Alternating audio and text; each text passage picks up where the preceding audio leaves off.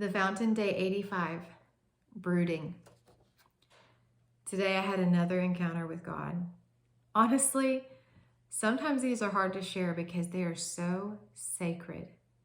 But I feel like this is part of my call to share what others won't. I feel called to share because I hope it will draw you closer to the one who broods over you too. As I was eating my lunch and watching an inspirational movie, I suddenly became aware of the sound of wings flapping above me. Immediately, I could see, hear, and feel them flapping, and then I heard, "The Lord is brooding over me." I began asking, "God, why are you brooding over me? What's going on?"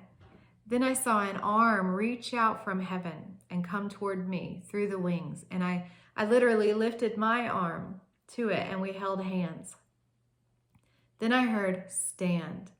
I stood with my arms still outstretched and holding the hand. And next I heard, "It's time." As I asked what it's time for, I felt lifted up. Then I saw myself in the heavenly form. It's always the same. Hair in a bun and wearing a long, beautiful white gown. I found myself in a room full of timepieces. They looked a lot like pocket watches. As I felt a surge of power and electricity come through me, they began to tick, all of them. Tick, tick, tick, tick. As God said, "I'm restarting the time." Somehow I knew the watches were each of my talents, callings, and purposes. Then God said, "I'm bringing them into coordination. I'm aligning them." Then the clocks started ticking in unison. And I simply said, "Yes, do it, Lord." I knew that God had led me through a wasteland to lay waste to some of the dead things inside of me. He emptied me to get me to the point where I would just receive without trying. Just receive. And while going through the wasteland, He wouldn't allow me to get rooted where I don't belong. He's been protecting me every step of the way. My heart has been stirred ever since. I've been having more revelation since that moment. You know, words and visions from the Lord are like that. They're a download, but then they continue to expand over time if you're willing to brood over them the way they brood over you. I wonder sometimes how many plans God has for people that they never take time to complete.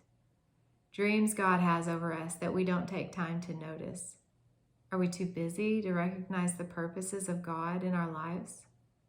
Not me. I am desperate to know all that God has planned for me.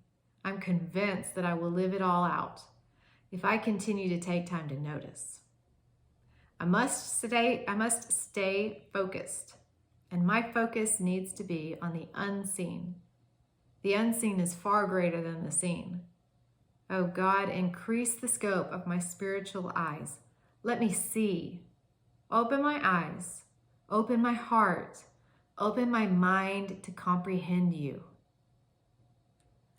The least of you will become 1,000, the smallest a mighty nation.